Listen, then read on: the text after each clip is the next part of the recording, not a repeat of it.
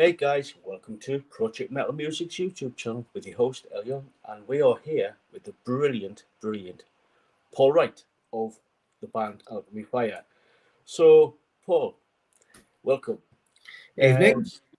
So, could you tell us a little bit about yourself and what you do within the band? Yep. Well, I'm the guitar player in Alchemy. Basically, I've been playing quite a while now. Been in and out of a few bands, like most people do. And you settle in one band for a while, then, like most guitarists, you either move on or you decide that you're going to have another band. And some guys in bands I know are playing in 3 or 4 bands. So I tend to not try to do that because I want to try and put all my energy into Alchemy because that's my main project. I've got some solo stuff that I do, and I play acoustic stuff and stuff like that. So as a musician, I like to sort of go right across the spectrum. I delve into all types of music because my mother was a professional musician. When she was alive, she was a top singer. My mum used to be backing singer for Frank Sinatra when he used to tour, and she was in a big orchestra band and all that. So that's where I get it from. And like I said, I have one of my youngest brother. He's a West End dancer. He was in Phantom of the Opera and stuff like that. So we tend to have a very sort of musical family. Do you know what I mean? So I sort of blame that on my mum, but but that was like that's where the influence come because we just got to hear music all the time. So it was around the house, always listening to records. And even when I was growing up as a kid and I was into the Black Sabbaths and all that, my mum used to come up to me. She goes, "Hey, they're quite good, them, aren't they?" And I used to think my mum likes them, and she's not.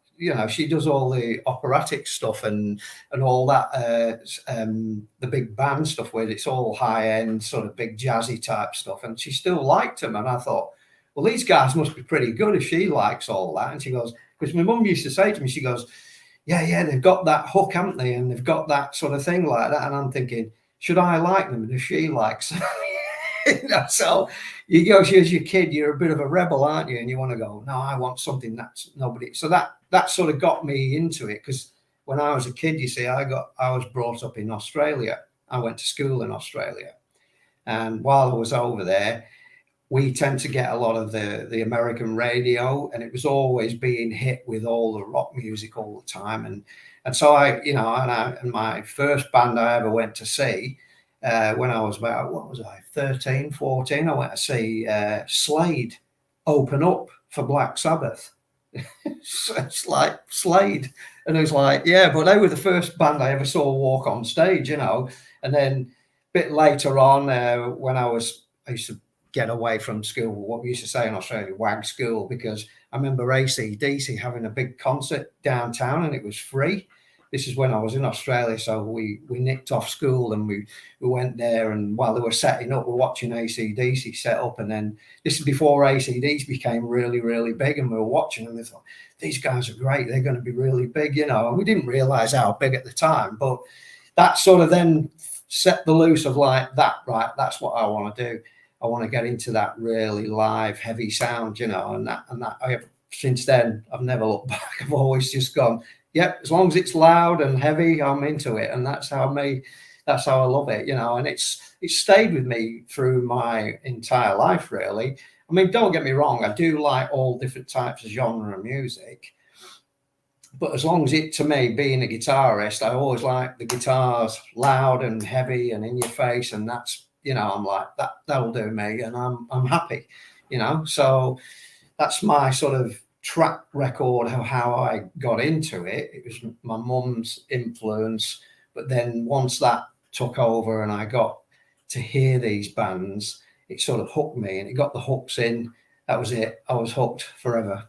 And I think once you're in this side of music, it becomes part of your life. I don't care what anyone says, it stays with you for life, and you never get old with it. You're just like, yep, that's me. I love it. And you follow it and you follow it. And all the new bands coming in, it doesn't matter. It's just the music scene itself.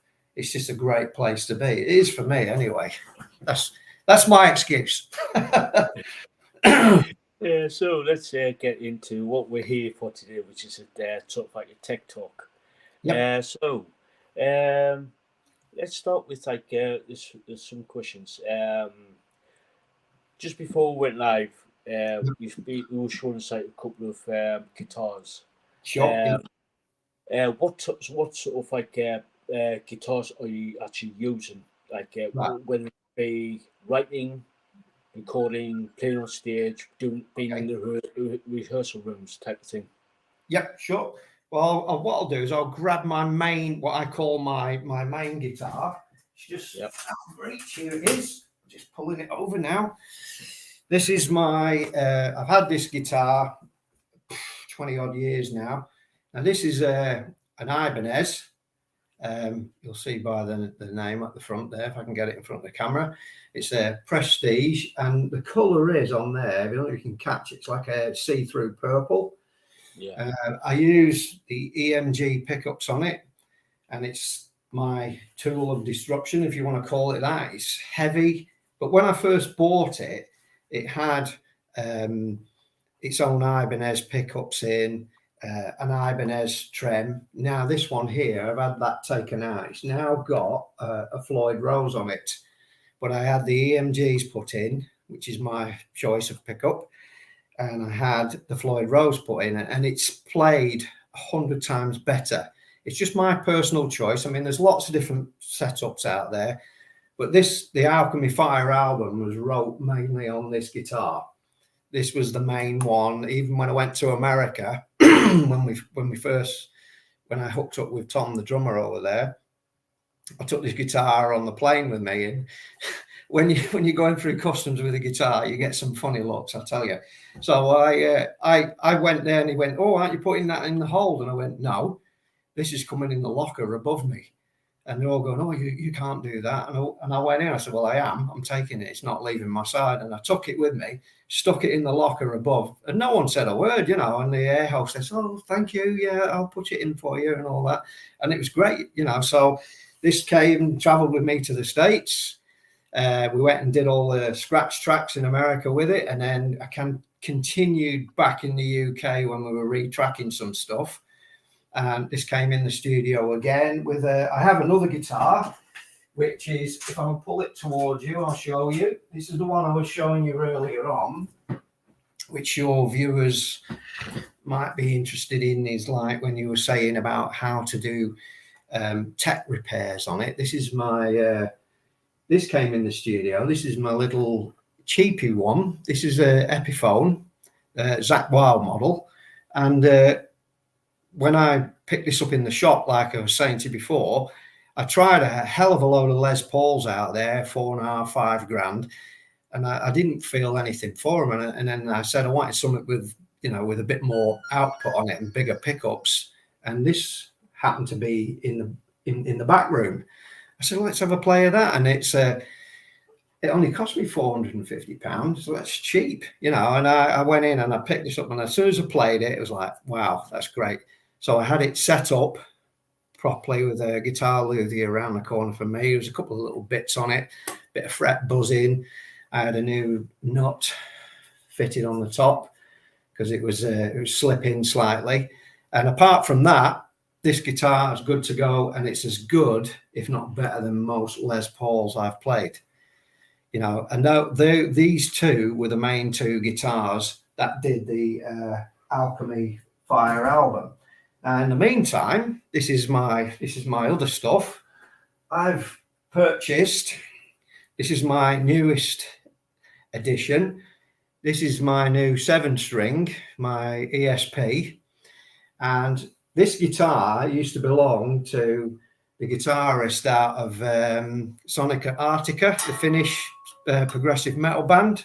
This is his old guitar.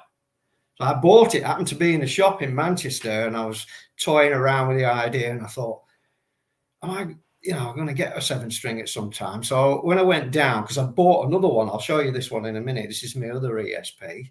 I've got a pendant for ESPs at the moment. I just thought I'd just drop that in because ESP, to me, they make some of the best metal guitars out there. Anyway, I tried this one out, and as soon as I heard it, it was like, yep, that's got it. It's got a Floyd Rose on it. It's got the same ear, EMG pickups. It's just how I want it. It's 7-string, so it gives a totally different way of playing and outlook. So I've really gone back to learning how to play 7-string in a different way, because it's different to a 6. And you think, oh, it's only one more string. Yeah, it is, but it's the technique you've got to use with it as well. So anyway, I've started with this, and it's given me some fantastic ideas. So some of the newer stuff will have some of this on it when I get my head round it, I'll give you my one that I got before it is my other ESP. This one here, this is a 6-string. And this is an absolute beauty. This is my number 2 guitar now. This is another ESP. It's the same model as the 7-string, except it's a 6-string. This is what they call the E2. It's got a reverse head on it. It's got same EMG pickups, same Floyd Rose, except this one's a see-through black. Beautiful it is, and it's got a matte black neck on the back. And it's what we call a straight through. Now, the main difference between a straight through and a bolt on is the neck is one piece. So it comes all the way through the whole guitar. And when you look at it like that, there's no bolt on there, which a lot of the other guitars have bolt on necks. Now, I don't like them as much as I like these, because a straight through, to me, gives a better sustain. And it seems to makes the guitar ring more. My Ibanez is both of them are straight throughs as well, and that's the reason why I've chosen them, because there's something about the sound in that alone, just sort of like, why does that one sound better than that? And that's why I've always chosen straight throughs.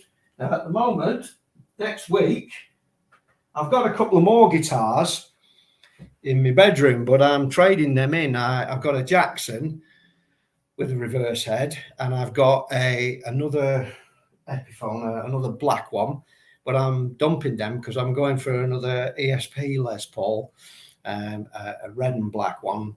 The guy, I was going to go for another 7-string, but I told the guy, I said, no, let me try your 6-string out. There's something about that I wanted to I never tried it while I was there. And he said, all right, I'll put it to one side for you. So next week I'm going to go down, I'm going to get it, and I end up owning it. So it's like, that's the trouble with guitar players. You find one guitar and you end up with 20, because it just becomes one of those things. It's an obsession. I've got one more guitar that I can show you. This one here, this is another ESP, but this one here is a signature model. Now this is a George Lynch model, which I picked up, and it's signed on the headstock there. There's only 100 of these in the world. And when I picked it up, for some reason, I went into the guitar shop. This is when I used to live down south of England. I went in, I had a problem with one of my guitars, and I took it in and I said, oh, I'm looking for another guitar. And he said, oh, well, this has just come in from America, because this model here, they only produced these, and then they brought out another version, a cheaper version, but this is the one built in America, because if you look on the back, on the ESP sticker there, you can see where it's built. I left that on because it's saying it's built in California, you see, because the ESP have 2 factories. They've got one in California and one in Tokyo, because basically ESP are a Japanese company, but they have 2 versions of the same shop. And that's when they started bringing out the models, and everyone started using ESP purely on the back of who they were when they moved to America. So the first person to have ESP in America was funny enough, was George Lynch. So he became an endorsee with them, and then as soon as he started playing them, all the other people into the big guitars and the big bands started to say, oh, well, I want one as well. So then Metallica started playing them. So Metallica are all ESP players, because they've all got signature models named after them.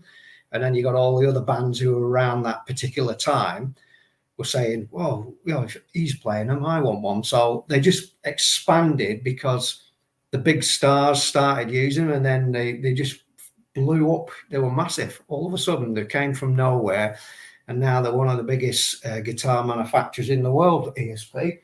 You know, there's lots of makes out there, but it's like you say, everyone has a different take on them, because some like a neck a certain way, some like it this way, because that's why some people just play Fenders, because the necks are fatter and thinner, or a Les Paul, which is a more rounded neck.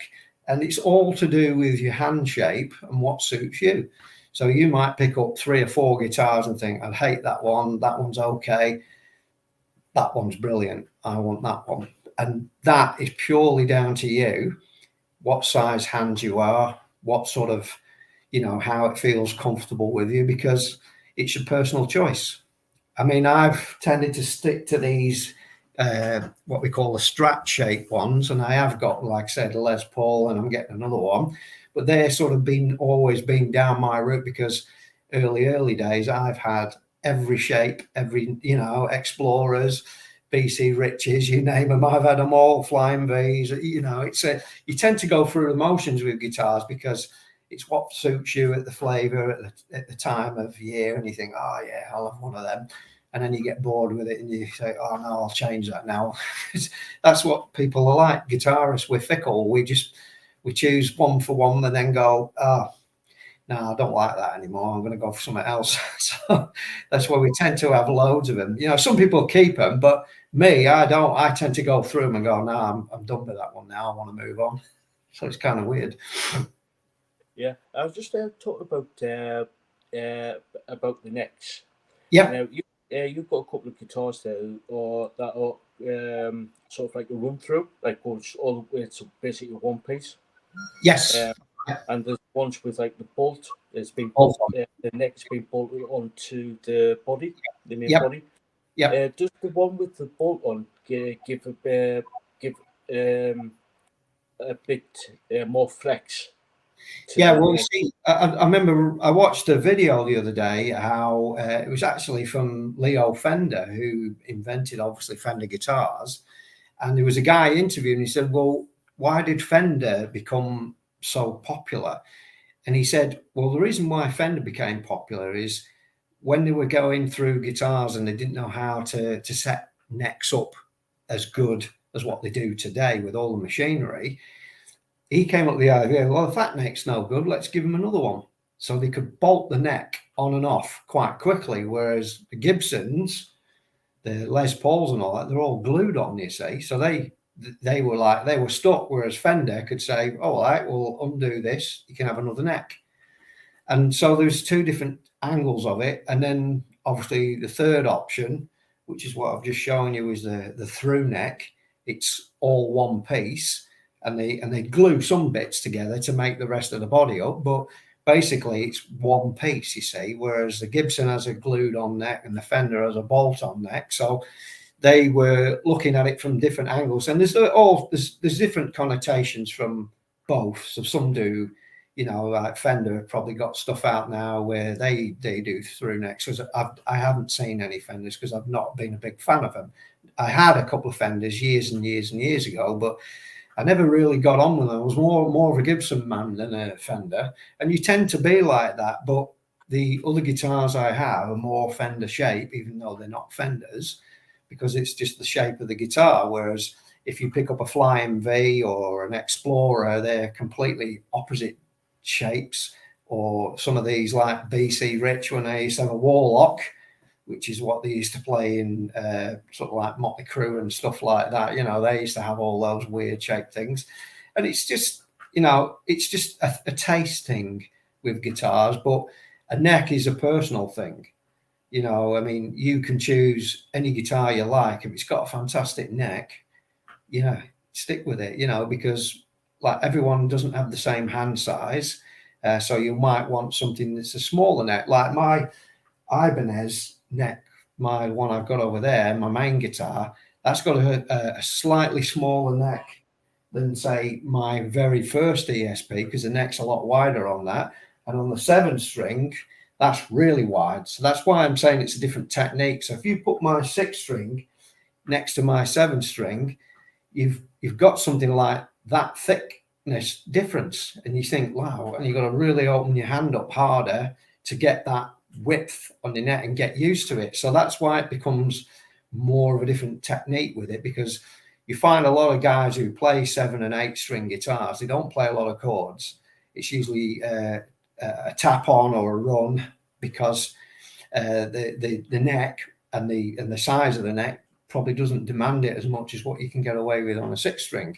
I'm not saying that they don't. It's just that you tend to see a lot of the bands who do play them, they have a different way of playing than, say, they would with the 6, because it's slightly different version of the neck. So they're going to put their way into playing on it, and that's what I've seen. And everyone who I've seen with a 7 string tends to do that. They'll play the odd chord here, but it's mainly for the way that the runs are put in, and they get that bottom end tone out of it, because when you hear that rumble out of a 7 string, it's nothing like a 6 string, although you can drop the tuning on a 6 string. I think what happens, though, when you start dropping the tuning too much on a 6 string, you lose a lot of the intonation out of it, and you find that it turns to mush. So there's a lot of bands out there with really detuned 6 strings, and I don't think they sound that good. If you're going to detune, to me, you should go lower with either. You can get what they call extended necks on the guitars, the baritone guitars, which they have an extra few frets on them. That works. Or you go to your 7 string or your 8 string, and they're doing 9 strings now on guitars, and it's like, that's like playing a harp. You just got to get your way around it. But that's what music is, isn't it? It's expanding its territory. I mean, my bass player plays a 6 string, and he's a bass player, and he's incredible when you watch him play, and he's such a good player. So it's like it's there for a reason, to expand your territory and your sound, I think. So it's, I think you just got to embrace it. Yeah. So speaking about your bass player, you mentioned that he's bringing out a new solo album. Yeah, he's got a solo album, Philippe, and it's fantastic. I've heard it all. I spoke to him earlier on tonight, and I said, Elle would like to sort of get hold of some of your music, and he's like, oh, great, yeah, I'll get something sorted out. So I said to him after the show, I'll contact him and get you details and all that over to you. And he's got some fantastic musicians on his solo LP. Really, really good. We've all had a listen, and Philippe is Philippe. He's a damn good musician, and when you hear him playing, it's his little baby, this, and it's a solo instrumental. There's no singing on it.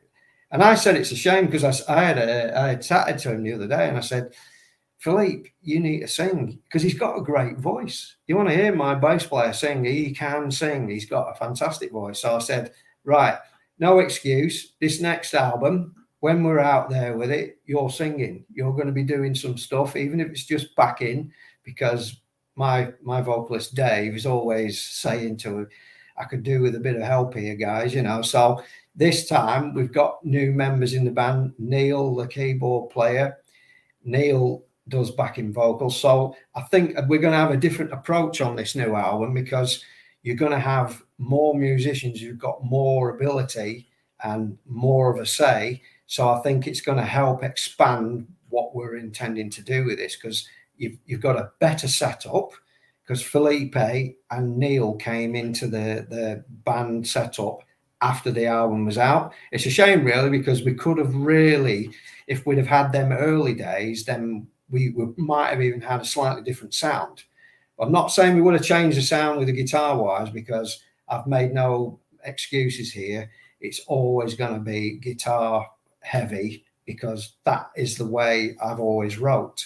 But adding fantastic bass lines in there and some fantastic keyboard lines is going to really open us up a bit more, I think, because I've already got a great drummer and I've already got a great singer. So adding a great bass player and a great keyboard player is just going to make it better for all of us, because I think we're really, really going to enjoy playing as a group together, because it's been hard, because we've had people come in and go in and like that in the band, in the lineup, but due to the fact that, you know, the COVID thing destroyed a lot of the stuff. It put everything behind for at least 2 years. Otherwise, this would have been kicked off a while ago. But in the long run, what it's done is allowed us to wait for the right people to come along. And then all of a sudden, bang, the two of them are here. And it's sort of like created right now, we've got a really good lineup to sort of let people see what we're capable of doing. And you'll see it, because when we go, because we're being asked to go to America and play, and that's our intention. We're going to go over there, and I think we will open a lot of eyes, because we've got the passion, and I can definitely say to you now, because you've heard the album, I mean, I've got one of the most ferocious drummers out there. When he gets going, Tom, Jesus, he's like, I've stood in the rehearsal room with him when we're playing. I'm like that. I come out deaf, and I'm bloody stood next to my guitar, you know. And I'm thinking, Christ, Tom, like that, you know. But it's like, it's good for us because he is bombastic, and then I've got a bass player who's absolutely phenomenal. And the drummers turned round to me when we first took on Felipe. He said, you know what, I've played with a lot of bass players and I don't have a lot of respect for some of them. He said, but this guy, he said, man, I take my hat off to him. He can play, and I'm itching to looking forward to start playing as him, because I think now when we got these two together as a rhythm section, it's going to, you know, 6-string bass player and a drummer who plays like a machine gun. It's like, you're going to have no head left when them two are playing together. And then I'm probably one of the loudest guitarists you'll hear when I get going. So then you're going to hear full force. So, Neil, if you're listening, you're going to have to turn your keyboards up, mate. Yeah. So the point is, it's like, it's just there, you know. I mean, if you wanted to see, like, I mean, I can show you some of the equipment here if you want to have a look at some of the stuff. Yeah, First, let's sort of like get into like into some of the pickups that you use. Yeah. You mentioned the word. Is it EMG? EMG, yeah, they're on all my guitars, and basically at the moment the main popular ones are these here. These are the set that I like. It's called an 8185. I'm not sure which way it is on each one, but one's front, the neck pickup, and I think it's the 85 on the rear. I'm not quite sure. It's one way or the other, but all of my guitars have this same setup. All of them. They've all got exactly the same. They do different other models.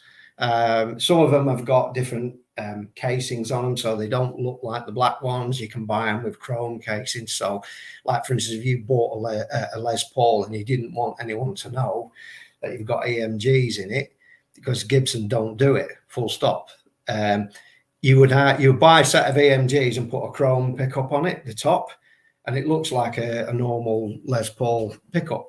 The main difference is when you buy these guitars, if you look on the back here, that, if I can show it properly, the other way, that is the battery case, because they're active. These pickups aren't passive, they're active pickups.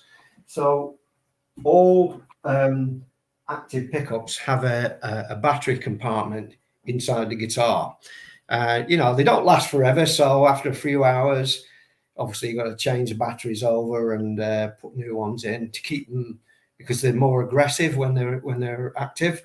And there's different types out there. There's a British company out there that someone said to me, you want to try these? They're called Bare Knuckle. They're made in the UK, and they're supposed to be quite good then. And there's another one on there, what's the other names?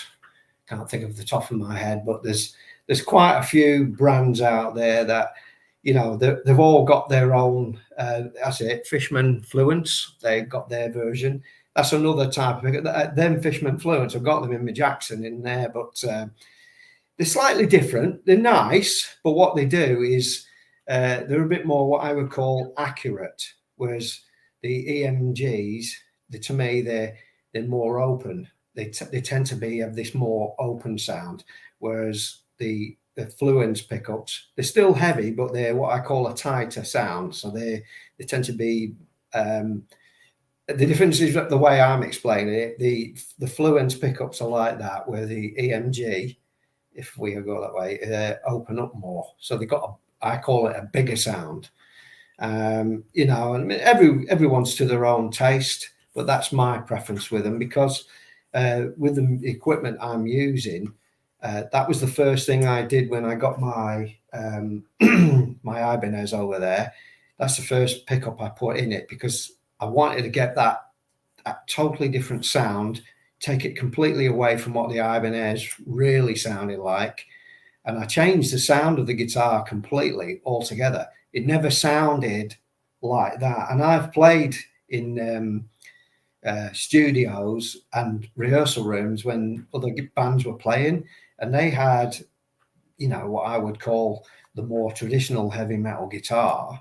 And they're going, how are you getting the sound out of that? And I just said, I just changed pickups in it and all that. And they couldn't believe that this Ibanez was, because Ibanez were always traditionally known, you know, when they were first coming out, like the Stevie Vais and the Satrianis, who were more solo note type thing, didn't play a lot of chording and stuff like that. Well, this Ibanez, I spun it round on its head and I made it a very bombastic, heavy sounding guitar. And with it having the through neck on it, it sounded fantastic. So I just thought, no, I want it to sound like my guitar. I don't want it sounding like Stevie Vais or Satriani's. I don't want that. I want completely, totally different sound. So by sort of customizing it, if you want to call it that, it gave me my sound, and it sounded better than some of the other guitars that had already came with EMGs as standard. But this thing, it's just enormous. It's got a huge sound because of that neck through. That's what I think it does for me. Then the neck through gives it that bigger sound altogether. And then after that, I started going after every guitar that I was having, unless it had these AMGs on it. I wasn't going to have it. And yet some people were putting, you could hear these, you know, they were writing, and I said, oh, you put an EMG in this guitar and you'll ruin it. It all sounds the same, EMGs. They don't.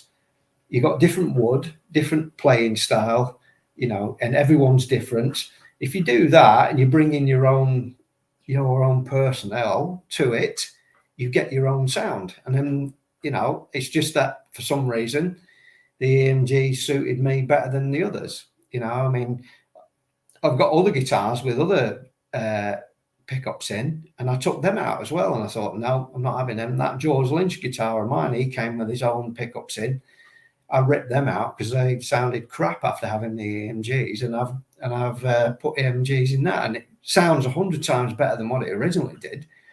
But you know, I still keep the original pickup because that's what it came out with, but it nowhere near sounds as good as the EMG I've put in it. And it just gives it that more. There's more dynamic in the guitar, and it's, you know, it's got that punch, which is what I'm looking for. But then you have to back that up with the equipment. You know, if you don't have, it's like a marriage between what sort of guitar goes into what sort of amp, and that's, to me, is the next progression. So for me, it's always get your guitar first. Yep, I like that. Now, what amp am I going to play?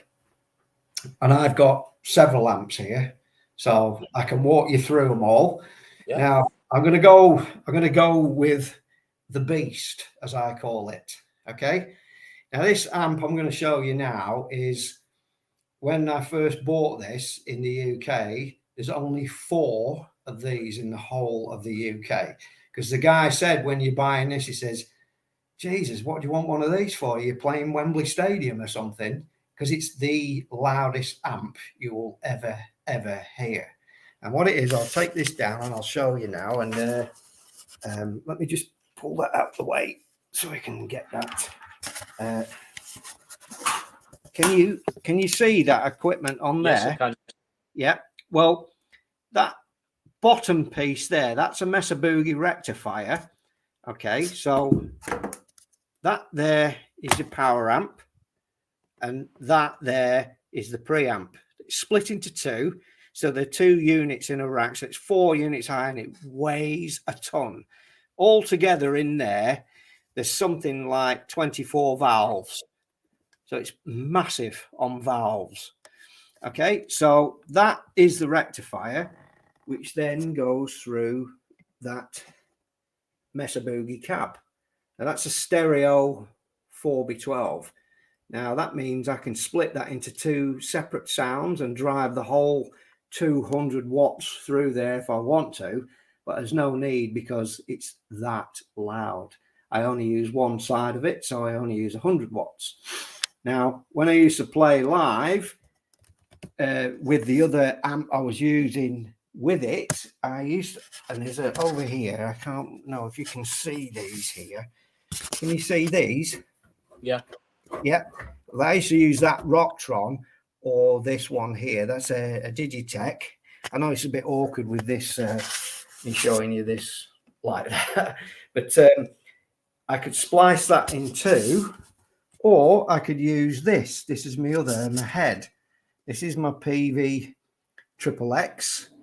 Okay, so I use this, parts of this on the album, but also this is the Mark 1 series. In America, I've got the Mark 2 triple. So when we went in the studio in America, I've got another one of these, but a black one, which is got, instead of this silver cage round, it's got black bars on it. But it's a cracking amp, because this amp is the baby, as we call it, of the 5150. Now, the 5150 was the mainstream of every heavy metal band that's ever played has had a go at 5150. But if you look here behind me, I've got, this is my Kemper. Okay, so this Kemper amp behind that I've just shown you has got in its forte, I think there's what I've got in this one, this side, I've got 140 amps in it. And people say, well, why do you need that many? Well, I said, well, you don't really need that many, but the beauty is with the Kemper, because I took it in the studio, is a lot of bands do what they call reamping. Now, when you reamp something, basically you get a normal signal chain, and you get a wet one and a dry one when you plug it into the mixing desk. Now, your wet one can have, you know, your effects on it and stuff like that. But your dry one, if you do a split channel, so it's in stereo, you can reamp it. So what they mean by reamping is I can then plug this Kemper in. So say, for instance, the first one I did was with my Mesa Boogie, and I played that, and I wanted to add a second different guitar. Well, when I've got that reamping, I can plug any amp I want into that signal chain because it's dry. It's nothing in it. So then I can then go into the Kemper, which I did, and then said, oh, I like this sound, and that sounds good. And I add that to the Mesa Boogie sound. So we blend them together and you get two different amps. So, and some bands go in there and they track so many amps together. I mean, I've heard of one band went in and they put something like 30 different guitars on there. And he's like, 30? And I went, yeah. And that's totally over the top. But I don't do that. I would do a stereo. I'd probably have one amp and then another. So you've got that nice different blend, and just put the two together. Well, that's what the Kemper's good at. But also, what the Kemper is also good at is I can take a microphone, plug it into my outside of my Kemper, my Mesa Boogie cab, and get a sound that I like, and the Kemper will record it and sample the guitar sound. Now, people said, oh, yeah, that's what good's that? Well, put it this way. The weight of all those Mesa Boogie amps and power amps is an absolute, you know, it weighs a ton. It's really, really heavy. That Kemper is as light as a feather. And the one I've got at the moment is a rack-mounted version, but they do a floor-mounted one now. And it's basically the same system, but mounted in the floor. If you do that, you can actually take the line out of the back of the amp and just plug straight into a PA. You don't need any cabs or anything if you don't want to do it that way, you know, and you can go, well, there's no need for an amp because it's simulated your amp and then basically inside this unit, you can tell it, right, well, I'm going to simulate the amp going through a Mesa Boogie cab, or you can change the cab. You can turn around and say, no, I don't want a Mesa Boogie cab, I want a Marshall cab, but you're using a Mesa Boogie amp. And so it's weird, but that is how the thing, and you can chop and change. So when you're doing stuff like that, it allows you so much freedom to open up and expand on what sort of sound you're looking for, you see. And a lot of bands do this now because they reamp and they say, well, I don't own, say pick up another amp like a diesel or something like that, and I want a diesel amp on mine. Okay, well, I've got one on me Kemper on the sound here, so I can just dial in that diesel and say, what does that sound like? And then go from there. But it's like you've got multiple choices with a lot of these, what these amplifiers do, these Kempers. And there's another firm out there. There's one called Fractal Audio, which is AXFX in America. I think it's American, that one. That's good. I was going to buy one of them, but they are very temperamental because you've got to go into a massive menu to get what you want. And I've tried a couple of them out, but the trouble is with them, I don't think they sound as good as the Kemper, because the Kemper sounds more natural. And that's the reason I was a choice of whether I was going to buy one or the other. Now, they're great. They're very technical. They've got all these massive menus you can choose from with the Fractal Audio. But I was like, nah, I prefer the Kemper's like a normal amp. It's got all these dials on it, and you've got your bass, your mid, your treble. So it's just like an amp. So I can turn it up or down. I can add a little bit more gain if I want to, or whatever. And I can program it as well if I want to do that. So these old amps, like the Mesa Boogie and the Peaveys, they can't be programmed. They're just an on-off, volume up, volume down, watch your EQ, and that's it. Leave it, And all I do with them then is I put my pedals in front of them. I don't know if you want to see my pedals, if you want to have a look at them. Yeah, I was going to ask about the pedals. Yeah. Right, now, if I show you, can you see all them there on the floor? Yeah. Right, okay. Now, this is the one that drives, this one here, Horizon device. That's from Michel Mansour, from his Periphery. He uses this one. It's his little unit. I don't know if I can see, am I shining it through? So that one drives my Mesa Boogie here. I used to use this MXR, this Zach Wild one, the Berserker one, but I've switched over to this Horizon one now. I've got a MXR chorus pedal, and I've got this one here is my Sentry noise gate. That's a TC Electronic. That basically quietens everything down. And on my Rat unit here, I've also got a TC Electronic. This is my reverb delay unit. And this GCX here, this is a switching unit, which basically switches channels and programs for the reverbs if I want to do it that way. But also, I have on that side, you can just about see it, I have a Kemper foot switch there for the Kemper itself.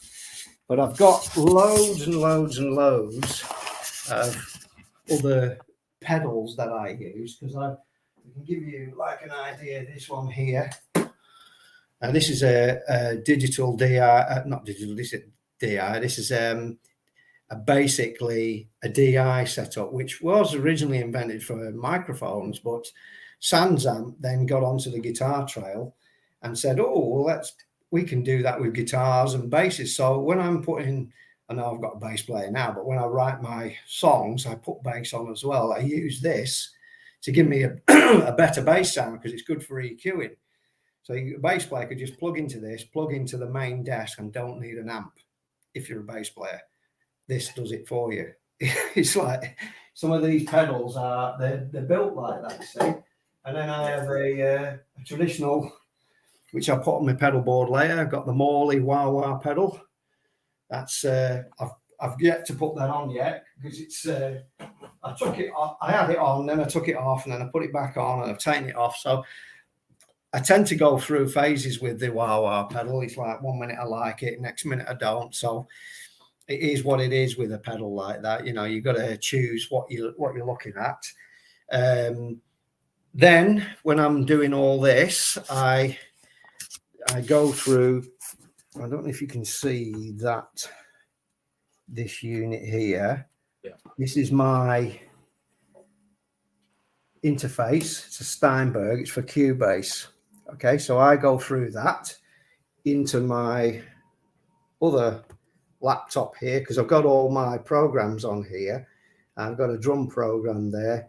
That's my Cubase system there. And basically, when you go into Cubase, you can edit it, add, like for instance, one of my drum programs, because my drummer goes mental when I do the recording. He says to me, he goes, "Don't send me the songs with drums on. You're confusing me. I want to do it my way." So I said to him, I said, "Tom, look, I've got to write the song first." And he goes, yeah, I know, but get rid of the bloody drums, he says. I don't want them on. So I send him the song first like that, and then I send him the song again with no drums on it. So he's had a listen to what I'm trying to do, and then he goes, right, okay. He says, because I don't want to get influenced by what you've put on. I want to do my own version. And then when we go in the studio, he'll start going, do you know what? When we did that, I'm going to stop that bit there, and I'm going to cut that. And I was like, I've just learned it this way, and now you want to start chopping and changing, you know. But that's the way he operates. And they were like, okay, so that bit there, you know, that bit what you do, that bit there, because he's a drummer and he's not talking about how you in there, he's talking in drum sense. And I'm going, oh yeah, I know what you mean. That can't you do it? And the guy in the studio is going, pulling his hair out, going, you know, I've only just done this. Now you want to change it like that. But that's what you get up to when you're in the band in the studio. You go, I've got this great idea, and you go, oh no, here we go. What do you want to do now? But that is the way it operates, and because it's going to get worse now, because now you've got more people who've got more influence. They'll all got that, but the idea is before you do that is we always we get the demos out to everyone, and everyone puts their bid in there and think it's pretty much now where you want it to go before, and then you give it to the like Dave the singer, and he'll go, right, I'm going to write some lyrics on that, and he'll come back, do you like that? No, lad, have a go again. And then it's like that, it's chopping and change, because you don't want to be wasting money going into a studio and mess around. You need to go in there with pretty much how all your ideas and your songs are there. But, you know, occasionally it happens like that. When I was in America, the drummer goes, oh, I don't want that bit there, I want to do that. So, and we were doing it on the fly, you know. I mean, we were recording it like that, stopping and going, right, stop that. And the guy is going, no, you can't do that. We've just recorded that. No, we'll do it. We'll just do it now. So that album, the Alchemy album, there's a couple of those songs on there. They weren't wrote like that when I took them over there, and they were chopped and changed right on the spur of the moment, just like that. And we changed them, and it sounded better because we just went, right, okay, let's go. But because we sort of gelled together really quickly, me and Tom, we just sort of like, right, that'll do. And we just hit it off. So we knew where we were going. Took a couple of goes at it, and then it's like, bang, done. And they were like, shit, that went quick, you know, but that's the way it operates, you know. So you get like that when you're in a band, you sort of start to realize you sort of read each other's thoughts. And if you gel quickly, you can sort of jump in and go, yeah, I know where you want to go with that. And then it happens. Whereas, you know, sometimes when these bands put lineups together and it all looks great on paper, doesn't necessarily mean it's going to work together, because they may be great musicians, but they might not sort of fit with each other. You know, the gelling side of it doesn't work. So, yeah, they'll get on and they'll play, but they're probably, he hates him and he doesn't like him, and then it spreads, you know, and it's like, it don't work sometimes. You know, they may be fantastic musicians, but it doesn't mean to say that chemistry is not there and it won't work. So that's the beauty of a band sometimes. You know, you get that chemistry right and it'll do. You know, it'll go for itself. So yeah.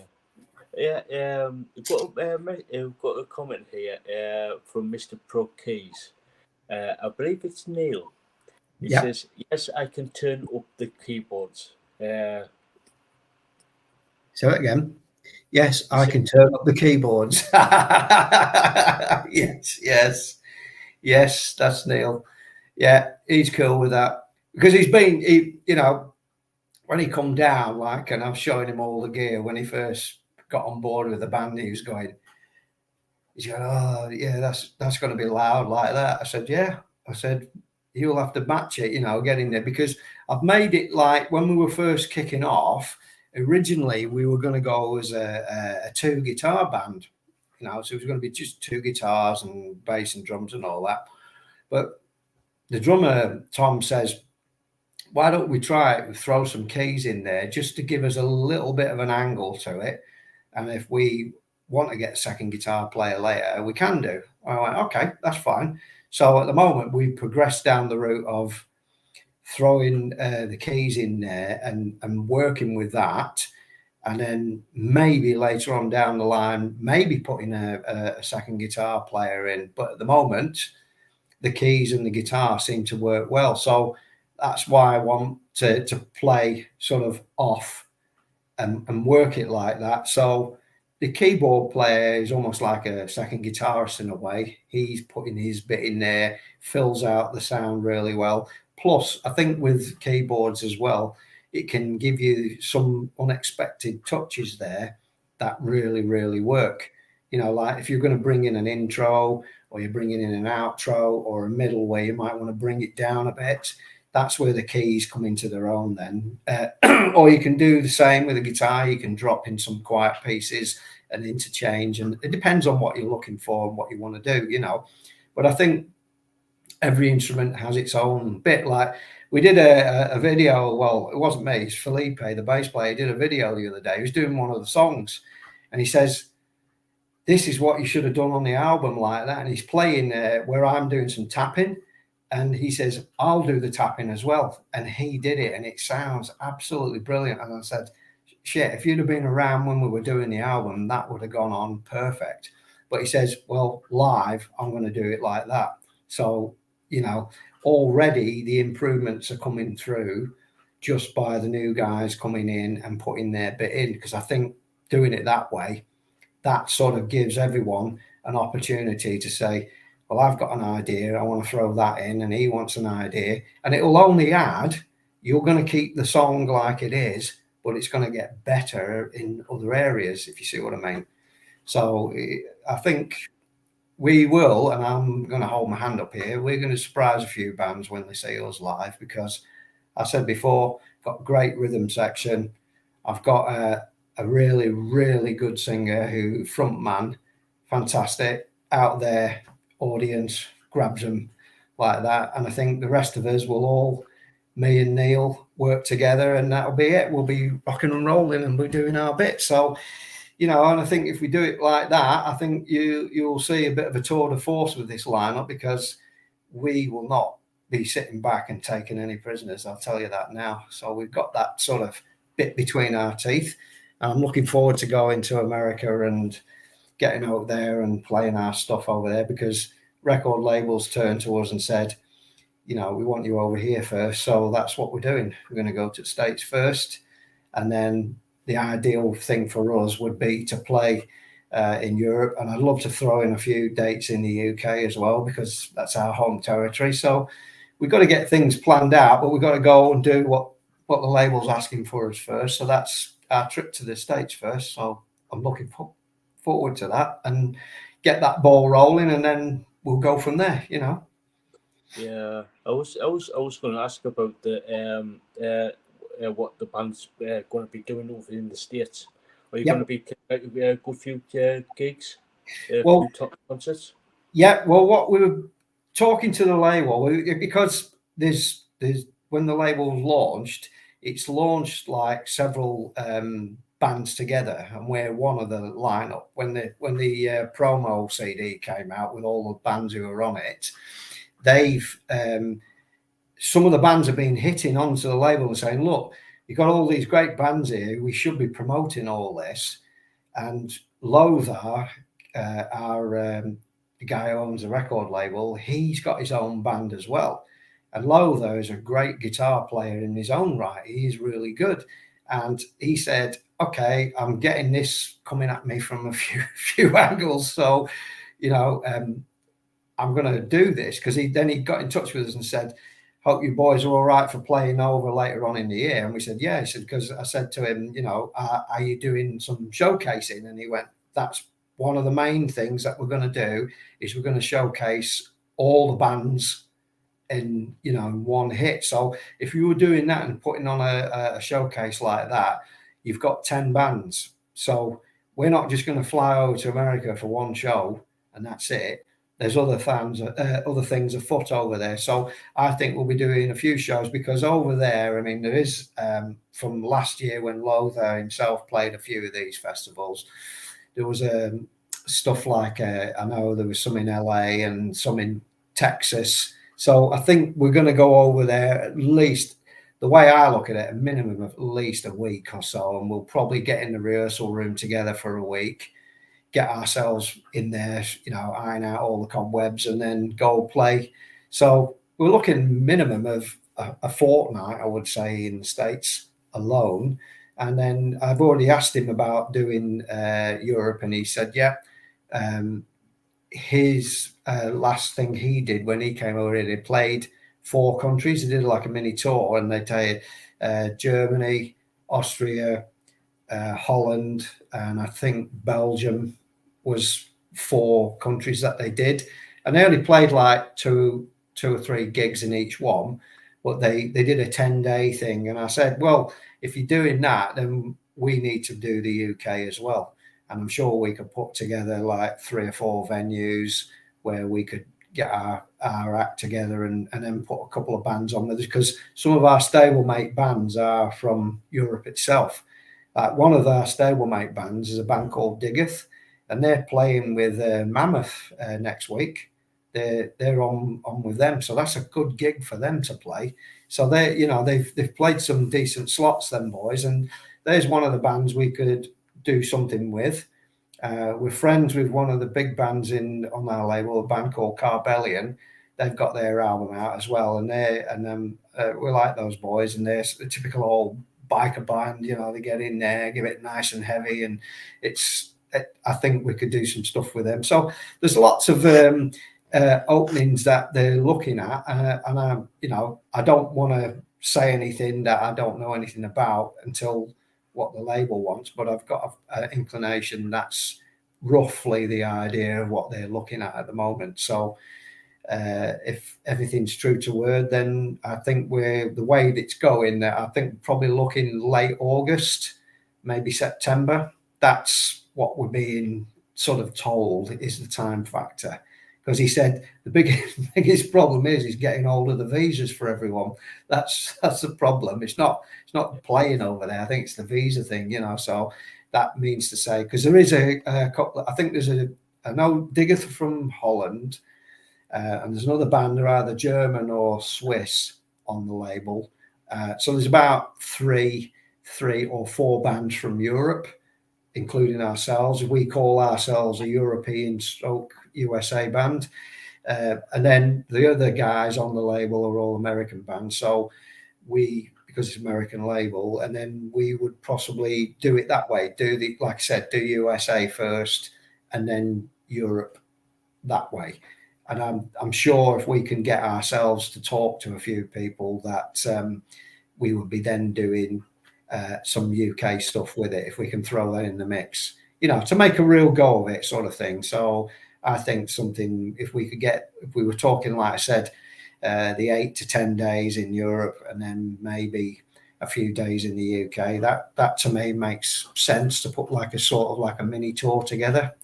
Maybe more dates on there, I don't know, because we don't know what the options are at the moment. So we're just going to go with the flow, and hopefully maybe we could even pick up on the back of something over there, because there's always a chance of jumping on a slot, opening up for someone for 2 or 3 dates or something like that. And so there's that possibility as well. That's probably going to get thrown in the mix somewhere. So who knows? We might end up saying we might have to go to America for a month if that's the way it is, that's the way it is. We'll do it. We just have to do that. So there's all the cards are on the table at the moment, but that's ones that's being discussed as we know, because I don't know any more than that. And as soon as I hear more, I'll let everyone know. That's for sure. We're just opening everything up at the moment because we're getting decent sort of coverage. We're getting people who are interested in us from magazines and stuff. We just had one this evening, actually. Magazine wants to do a bit on us in the UK, a decent magazine. So, it's the ball's starting to roll now, and hopefully we can sort of pick up and run with what we set it out to be. And I've still got a load of new material to go with to get ready for the second album, because you don't sit back on one album and then, oh yeah, what are we going to do now? I'm always writing when I get the opportunity, and then we need to get everyone together and say, get this one out of the way first and then get ready for the second album, because it's like a rotation thing. You got to let everyone know what you sound like, and then you got to go, oh, by the way, here's the second album, and do it like that. So we're hopefully now going down the right road, and I hope everyone likes what we're doing, and they go out and then buy the album, because that makes it easier for us today. Oh, we can go and do a second album. That's how it works. It's as simple as that, really. Speaking of at the first album, Yep. You've released a purple vinyl. Yep. Tell us a little bit about that. Yeah, well, you've seen my purple guitar. That's where that came from. It was when we were coming up and discussing, designs for the album and all that. We were all throwing different ideas in, because I said, well, look at it this way. Everyone does red flames. Everyone, and we looked at blue and gold and all that, and I said, let's have something different. Let's go with purple. So what we found from the record label is, like, we know the Carbellion boys, their album's done on a gold vinyl. Now, I know the guys in Diggeth over in Holland, they had theirs, because they did vinyls as well, you see. And I think their vinyl is orange, because they're Dutch. So with having the purple, and it was like one of my favourite colours, it was my guitar, and I thought, well, purple works really well with black. So that's why we chose those sort of colour scheme. It's like purple, gold and black. And purple is a royal colour, so we're not saying we're royal or anything, but it just looks really, really good on black and gold. And I think those colours all work well. Plus the symbol. I know if you want to know where we got the name Alchemy from, that's Fiona's idea, funny enough, because she does tarot readings, and she did a tarot card one day, and she said, oh, look, that's what you should be called. And she was reading a card for me, and I went, what is it? And it was like, it had the symbol Alchemy, it had the flames on it, and I said, yeah, that just works. It was just purely from a tarot card. So, and funny enough, when we were in the studio in the States, the guy who was doing the engineering there, and he's going, oh, Alchemy Fire, that's a crap name, that. And his wife over there, she said, no, it's not. It's a brilliant name. She goes, you look at your arm. And he had his tattoo on his arm, and he turned his arm over, and he had the triangle with the alchemy symbol on it. And she says, what does that say? And he went, holy shit, I forgot. Yeah, I didn't realize. And because he wasn't thinking about that, because he had it tattooed on his arm. And I said, well, there you go. If that isn't, symbolism, I don't know what is. So, and then from then on, the name just resonated, and everyone liked the name. And I said, yeah, that's a great name, and we just came out just because purely it came from a tarot card that Fiona picked out. And it just stuck, because you know what it's like. Bands are trying to find a name for themselves, and why should we do it like that? And then when the vinyl came about, I think the Lothar wanted a clear one, and we all went, no, we don't want clear. We want something to stand out. And because the purple on the front of the album worked well, I said, we want a purple vinyl. We want that really to stand out. And it does. I think it looks fantastic. I'm really looking forward to getting hold of my hands on them when they come over, because they're they'll be over here quite shortly, you know. So that's one of my, you know, my loves, because I love vinyl and I used to collect them, and I've lost all my vinyl albums. Now this will be the first one I've had for years. I'm going to get it framed. I'm going to stick it on the wall. Yeah. Yeah. So let's get back into some questions. What type of cables leads do you All use? right. Yeah. Well, I've several. I mean, I've got a couple here. I can go from any brand name. Well, that one here, one of mine I'm using at the moment, that's a Fender, believe it or not, from Fender Guitars. I use another cable system from one of that makes accessories, a thing called Planet Waves. And I've got one somewhere. Where is it? Yes, I've got another one here. I buy from a company, and I don't know the maker of this one here, but this is a company I buy from in London. It's called Studio Spares.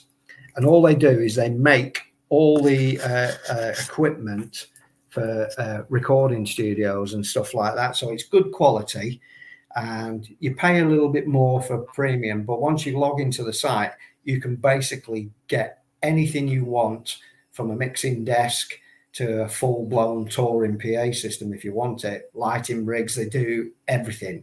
And they're just basics because they don't have a brand name with them. It's just the name of the company because they supply them. So that's a big thing from all my cables, because they do all the brand names as well if you want them, but they do their own version, which is just as good, if not better. So that's what I tend to use when I go for cables and patch cables for me, you know, like my pedal boards and stuff like that, because they use the little tiny patch cables, whereas the big long guitar cables, they, you know, I buy from them. But when I go for my my amps behind me here, I don't. I've had my speaker cables made up, because when you're driving a speaker from the back of an amp, you can't use, you know, because some of them are earthed and others aren't. So you want them not earthed. You want a direct sound, and the heavier and more powerful and the more heavy duty they are, the better the sound quality. So my cables on the back of my amps are massive. They're like that, really big, heavy duty things, but they give a much better sound because they've got that flow, you know, through them. Whereas these little tiny little weedy ones I've just shown you, like for guitar cables, they're all right for guitar cables, but they're crap for speakers. You need something that's really going to drive the speaker well. So I had them made up for me, and they're really, really thick. And I'm talking heavy duty. They're probably twice as thick as a normal guitar cable. Proper solid speaker cables, I call them. Because if you look at some of these big professional lighting rigs and all that, they usually use what they call XLRs, which is the speak-ons, which they plug in and they twist and they lock. So that's so they don't come out, you see. Well, I haven't got the speak-ons on the cable, but I've got the same cables because there's so much power going through. The more power that's going through, you need your cable to be able to deliver that, you know. So that's why, because that power amp I've got on there, that Mesa Boogie rectifier, if you buy it in a head, it's a 100-watt head. If you buy it in a rack like I've got it, it's 200 watts. So it's twice the power, you know. And I mean, literally, it'll blow the roof off this house. It'd take every single window out of this house if I turned it up loud. If I put it on half, not even on one, the room is shaking to pieces because it's that powerful. On stage, it's awesome. It's literally awesome. You stand in front of that Mesa Boogie when it's on there. I only ever have it on, say, number one. I don't need it any louder. It's that loud. But what I do, like I said, when I go back to the splicing, I put two systems together. So on live, I will have my Mesa Boogie, and I might even run my Kemper with it. Depends on what system I want to run live with, you see. It boils down to that, because that's why you can choose and you know, a lot of bands, when they go on tour to, say, Europe or America, like when we go there, we're going to have to be borrowing equipment or sharing equipment. So if I took my gear over there, it's a different voltage, so I can't use it unless I've got a like I've got on one of my amps here, one of the Mesa Boogie, the preamp is American one. So I have to have a transformer to step down from, because it's a 110 volt, and then I transform it and it steps it up to 230. Like my other PV over in America is a 110 volt, whereas this one here that I'm using, the Triple X one, that's a 240 volt one because it's a UK one. So they transform. I mean, you know, but when I talk to like my drummer, when he was on about his old band when he was playing in Soil, when they came over to the UK, and he said they like the UK the best of all for their amps. And I said, why is that? And he said, well, the amps that they use in America, the same amps, because they're on low voltage on 110, they don't heat up and they get as hot as the UK version. He said, your amps are running hotter, so they sound better. And that's coming from a US touring band, you know. And they said, oh, well, I didn't know that. And he went, yep. He said, they always say they loved playing in the UK because the amps always sounded so much better running at that higher and hotter temperature because of the amount of power going in. I said, right, okay, I was oblivious to that, but you know, and that's coming from a guy when he was touring with Soil. I mean, they toured for 2 years non-stop when they were touring with Damage Plan, which is the guys out of Pantera, you know. So, and they told me some stories on there, but it would be X-rated if I was to tell you over here. When I meet you properly, I will tell you some of the stories. All right, but I could. Oh, I mean, he must have been some character. What Tom was telling me, that dime bag, because some of the stories he's told me, it's like, wow. But that's music for you, isn't it? Music's full of characters, I think, and then you'll get them, and they'll always be there. You know, that's just the way it is. The music industry happens to have people from all walks of life, all types of musicians, some bad, some good, some crazy. But that's music, and I think that's what music's all about. And the more the merrier, I say, because that's what makes it exciting, spicy, bit of craziness, a bit of this, bit of that. It's what we live for. It's what I do anyway. Yeah. So, do you do any like sort of like backing vocals for the band, or do you? I do a little bit because I'm more. I try to concentrate on the guitar more, but Yeah. I will if they ask me to. Yeah, I don't mind sticking my head behind a microphone. I can hold a tune, but I'm not a singer. Whereas, like I said, I'm going to get my bass player, I'm going to kick him up the backside and get him behind the mic because I think he would do some really nice stuff with our vocalist, Dave, because Felipe's got a really good voice. I've heard some of his stuff that he did when he was doing his other bands and that, and he can sing really well. Neil does a bit of backing vocals. So I've twisted Neil's arm to get behind there. Now he said he'd have a go at it. And I'm like, great. The more the merrier, because I think backing vocals is another instrument. Depends, you know, I'm not going to turn around and say we're all going to do a cappella, but but the point is, it's like, you know, they do add another dimension to the sound and the music. And I think the more you can add to it, you know, I mean, that's great because Neil, you know, like you said, he wants to have a go at that. Dave, my singer, he plays acoustic. He does his shows in America on his own stuff, and he stands up and plays one-man guitar show on his own, Dave. So he can pull it off on his own. He's a good musician, you know. So and that's what I'm thinking and looking forward to with all of us on this second album, of everyone throwing in their bit, where we all get in and we all say, do you know what, this is what we're going to do and this is how we're going to go about it. Because it's taken its time to get the lineup that we wanted, but I think we've got it now, and I think we're going to really enjoy it and then get out there and let people show people what we can do. And I think, like I said earlier, I think we will open a few eyes because good musicians will always stand up there, you know, and that's what I think anyway. Yeah. So the reason why I was asking about if you are going to going to do sort of like backing vocals, Yeah. what type of microphones would you use to actually Right. either play live or play to record? Yeah. Record.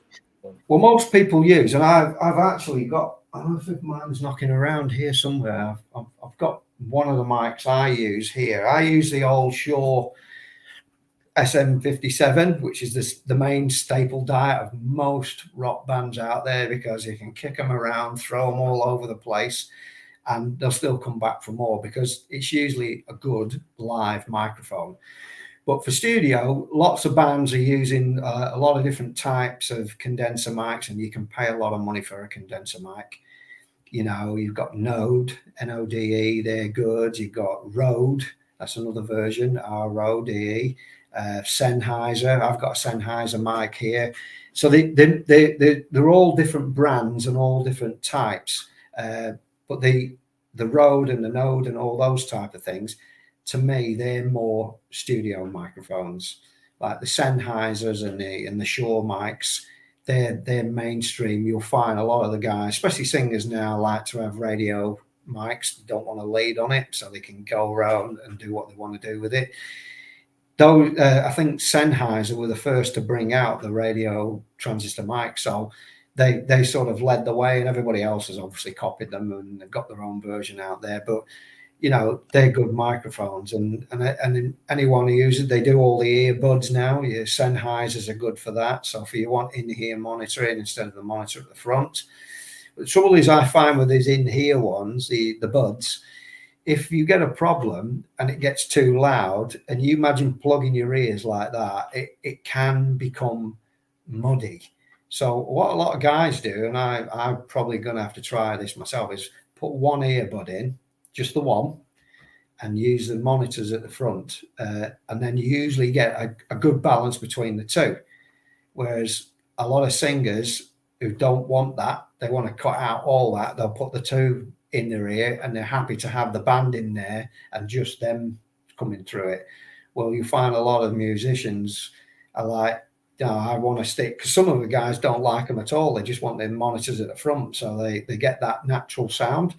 Whereas if you play 50-50 and get one ear, at least one ear, and then the rest of it on the you know, the monitors at front, you can get a good balance. Because a lot of people forget that when the music's played and they mic things up, it's not a microphone straight out front of the house, it's split, because you're going to have to split the side for the side fills and the monitors. When you get the big concerts, you've got your big front of house, but then you've got an entire different sound system for the stage. And what a decent sound company will do is they will splice the sound stage mix with the front of house, so you get two different mix. I'm a one in the ear bud monitor, like you said. Yeah, that's Dave. That's our singer there saying that.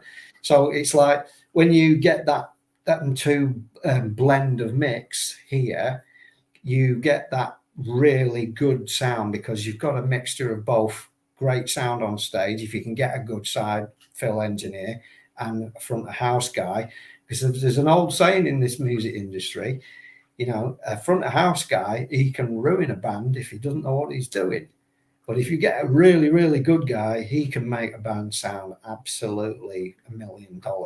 So if you've got a good team there, bang, the band will sound good. If you know what you're doing and they play it really well, boom, you'll get that. Cool. Yeah, yeah. This is probably going to be my sort of like last question. Sure. Might lead into something that you guys are watching. This might lead into something really, really cool. Yeah. Me and Paul have been sort of like working on a couple of things that you guys will really enjoy. So keep an eye out on social media, like either Facebook, Twitter, or Instagram, Yep. for up and coming projects for the channel. So yeah, so just keep an eye out. We can't really say too much at the minute. My last question is: any advice for people who are thinking about starting up as a musician? What is the best sort of like starter kit, starter package? Are you Say talking for about as a guitar player or as a musician as a whole? uh, sort of like a guitar or Yeah. like a musician as a whole. Sort of Okay. with a budget of round about £500.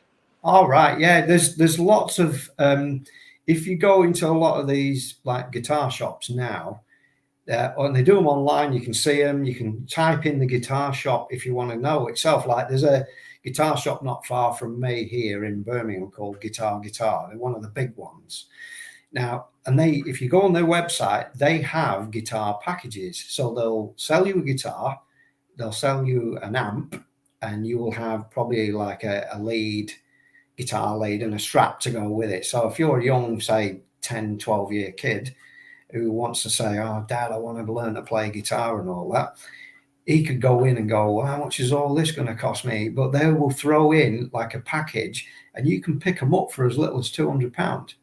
That's a starter pack.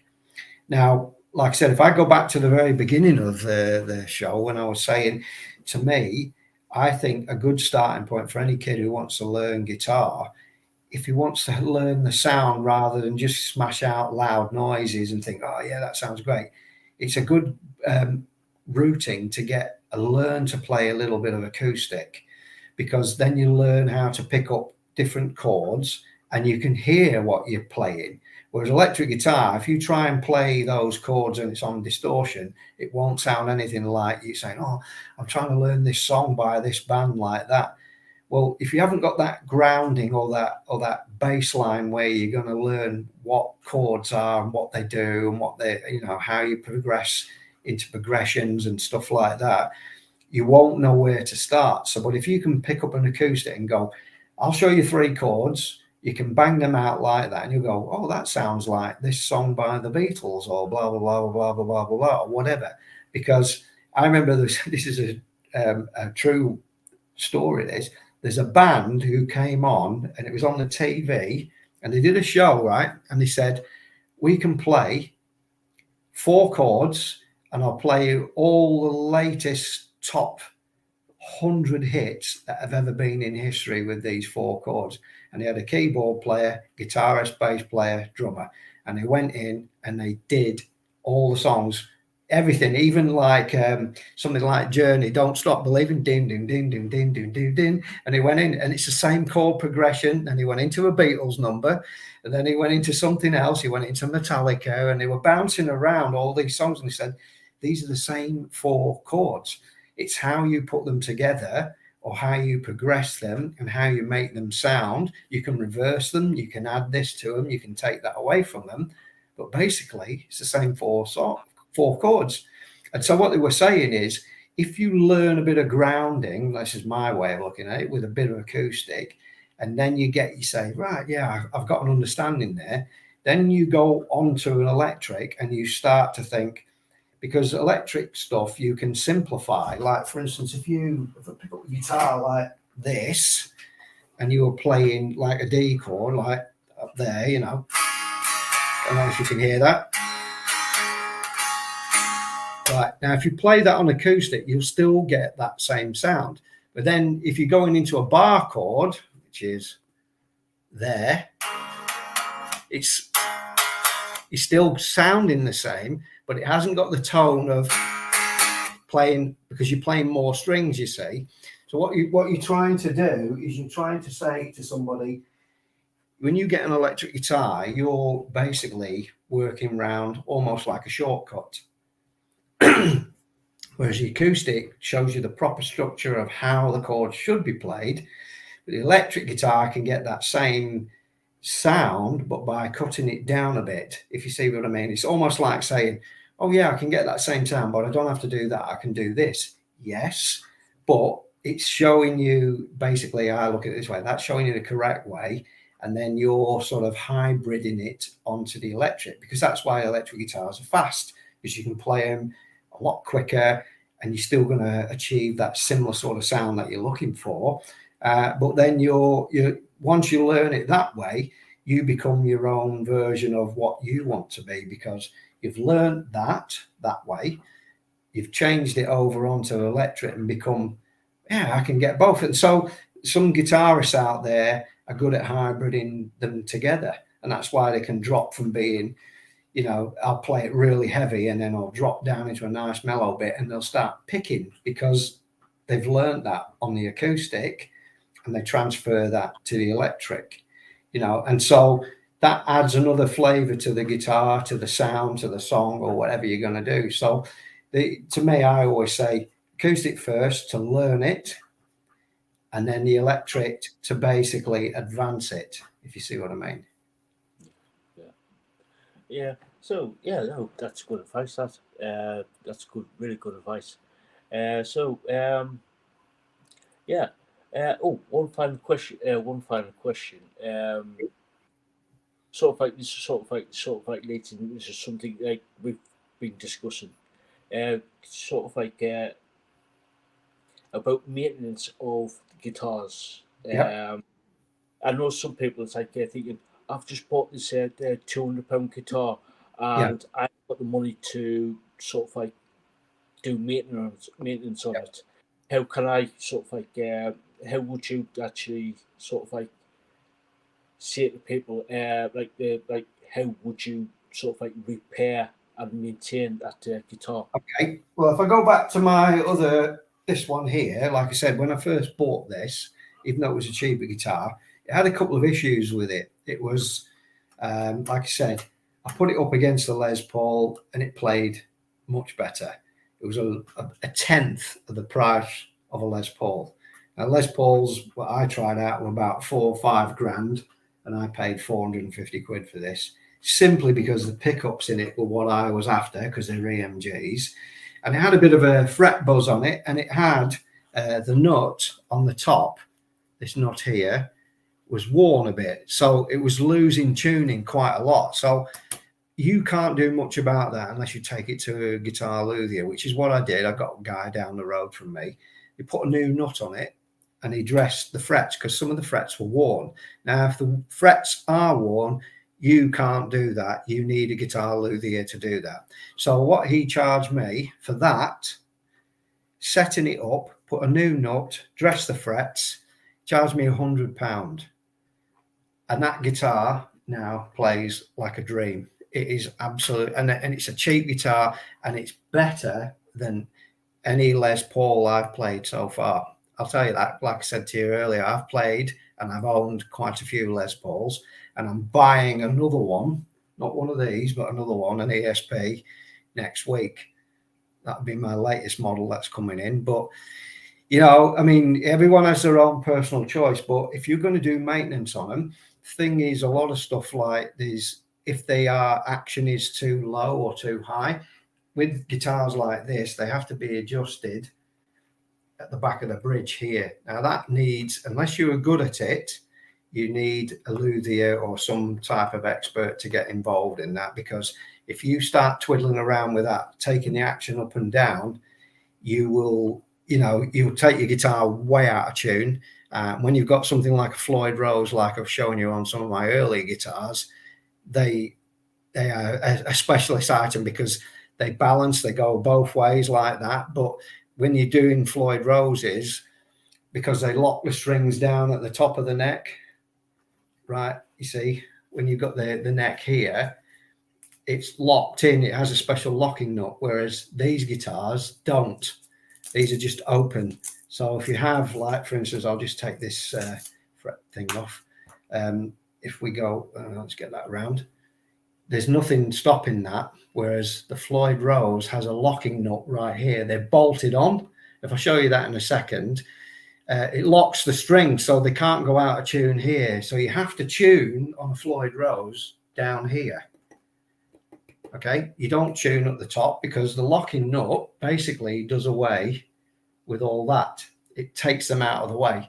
It basically locks that, so the tuning isn't done there anymore. So these, like a Gibson like this, or not a Gibson, this Epiphone, but when they tune, you have to tune from the top. So 9 times out of 10, most people, when they're struggling, they don't tune properly, or they've got the wrong strings on, or the tension's wrong. So there's more than one thing that can go wrong with your guitar. Now under there, you can see like this gold piece at the top. Now, if I take that off, it's got what they call a truss rod.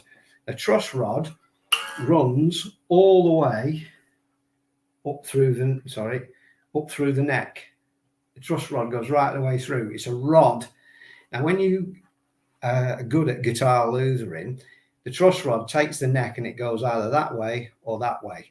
So if your guitar is out and it's not been set up properly, they need to take a luthier will know when he looks at it, because he can tell if the guitar's out of line. He only has to look at the guitar, he just looks at it and goes, the neck's bent on that. And the truss rod can do that. It can take the neck up or down.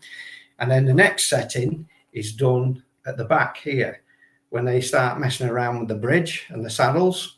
So you've got a neck that goes up and down, and you've got a bridge that goes up and down. So between them two, you've got like those two types of setting to get your strings higher or lower. Now, when you get the Floyd Rose, that adds a third thing in it, because the bridge is no longer static or solid like this. On a Floyd Rose, the bridge is floating. So that floats as well. So you've got a three-way system. So when you start to get into that, on the back of a Floyd Rose, if you turn it over and you take the actual, on the back of the guitar, you'll see a big casing here. I'll show you mine in a sec. It's got springs in it, and the springs rotate the trem to go up or down. It floats because the bridge is floating like that. I'll just show you this just to get you an inclination of what I'm on about. Here's my ESP. Now there's my Floyd Rose, and that bridge there, the strings are locked in there, and they're locked at the end. There's each one has a locking tuner at the end of the bridge. Yeah. If I show you that there, the strings go in there and they're locked in and they're bolted in, and at the neck at the top here, there's the nut, but it's bolted on. Can you see it? It's got three different bolts in there that holds it, and that locks that neck there. So those strings can't be tuned anymore from these pegs. They're no longer in use. So they have to come and be tuned on these little pegs here. You twist them and they turn them and they take the guitar tune up or down. So if you're going to mess around with the truss rod on this, then you've got your floating bridge as well as a truss rod, whereas the Les Paul one has a static bridge where your saddle goes up and down. It doesn't float like that. It just goes up and down. So if you have a lot of problems with tuning and intonation and stuff like that, the best thing you can do is probably take it to a luthier like that. But a lot of the times is, you know, if the strings are naff, you will always say to yourself, well, how long should a set of strings last? Well, that boils down to the type of player you are. I mean, if I show you my strings here, I'll give you just a picture of them. I use these here, these elixirs, right? Now, these are what they call nano strings.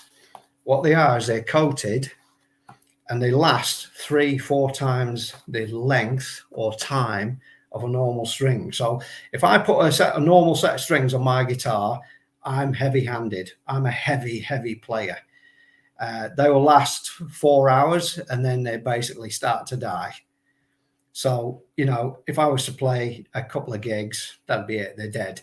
Whereas these nano ones here, if I was to play gigs with these, I guarantee you I'll probably get about 20 hours out of them, maybe more, because they're coated. The dirt does not go into the inside of the string. So that's what kills a string. It's the oil and sweat from your fingers. And the more that gets in, the strings then start to, believe it or not, they rust. So it's the oil that kills it. Whereas the nano ones, because they're coated, they've got like a nylon material in that's coating the string, protects it. So the strings that have like the bottom heavier strings, like your EAD and all that, those the bigger strings, so they're the fifth, 4, 5, and 6. If you're using 6-string, they tend to have a string in the middle, and then it's wrapped with another string round it. That's why it's thicker. the oil gets inside it, and it basically, unless you clean the string really hard and properly, the gaps in between just fill up with crud and oil and dirt from your fingers. Whereas the nano strings, they've got that coating on, and that won't allow it to happen. So the string stays longer. And if you're using a tremo as well, like I do, don't use it all the time, but if you do it and you dive bombing it, it stretches them. So the strings stretch and stretch and stretch, and they get to the point they can't stretch anymore, then they're gone. Whereas the Les Paul type guitar, you're never going to stretch it because you're not dive bombing it as the same as you would with a tremolo. So they tend to last a lot more on a like a Les Paul than they do with a guitar with a trem, because it's the amount of bending and twisting that you're giving the guitar. So if you're a bit of a beast with the guitar, like I tend to treat them like it's like they get battered, so they don't last long, and that's why I tend to put the best strings I can afford on them, because they're a lot more expensive, but they take a lot more abuse, and they last a hell of a lot more longer. They keep in tune better. So don't always buy cheap, so that for maintenance on that's one of the key things I would suggest. Good set of strings on there, checking for your intonation, because if you buy a cheap guitar, I'll guarantee you they're not set up properly. So some people buy them, and I've seen them, the action is like that, and you feel sorry, a poor kid trying to get his hands on that. If you lowered that action so that it felt comfortable, yes, you can have a go at it yourself. But if you don't know what you're doing, you will put the guitar way out of tune and you'll never get it back in. So that's why sometimes, okay, it might sound a lot, but a luthier who knows what he's doing, who sets up the guitar, can set it up for you, for your taste, and you'll think, right, that feels fantastic. Then once that's done, once you come to change your strings, it will sit back in place all the time, because it's set up for you how you want to do it, you see. Because changing strings can also change the setup on your guitar. People forget that. They want to go to a heavier set or a lighter set, then the guitar's intonation goes out again, so you have to have it reset. So there's lots of different things that happen with guitars, because they're funny things, the way they operate. And Neil will turn around, I know he's going to be listening on here and saying, yeah, well, I'm a keyboard player and I don't have that problem. And I'll be like, shut up, Neil, you're a keyboard player, we know that. But people who play with strings, like bass player and me, we've got to go and mess around with tunings all the time, because they're always going to go out, you see. So, and then you get a drummer piping up going, I don't have that problem with tuning, and it's like, yes, you do, because you start going, when you do a sound check with a drummer, right, you're trying to talk to someone. I guarantee you the drummer will go, oh, I'm going to start tuning my drum kit now, like that. Shut up, I'm trying to talk here. But that's it. That's the nature of the game of being in a band. It's just one big party, as you want to call it. Yeah. Anyway, Paul, we're going to start wrapping up there. Thank you so much for coming on and doing this tech talk. No, it's great. It's been absolutely interesting, actually. Really interesting. Yeah, I enjoyed it. Anytime, just let me know. Like I said, I'll get hold of Felipe and get you to get some stuff sent to you for his solo stuff. We've all done stuff as well with other bands and that. So if you ever want any more information or other material, let me know, because we've all got fingers in other pies. Dave's done a lot of stuff with his other bands. Neil has, I have, Felipe has. So just let us know, mate. We're there. We're here to help you, And like I said, we'll talk about our little thing later on and get things moving with that. Yeah, that'll be great. I'll talk to you over on Facebook. Yes. Get the balls rolling. Yep, that'd be great, mate. Yeah, we'll do that. No problem, sir. Right. Thank you so much for coming on. Yeah, thanks. Been a pleasure, mate. Been a pleasure. Okay. Good evening, ladies and gentlemen. Whoever's listening, I will speak to you soon. Bye from me. Right. All right. Cheers, mate. Thanks for that. Bye. Bye now. Bye-bye. Bye.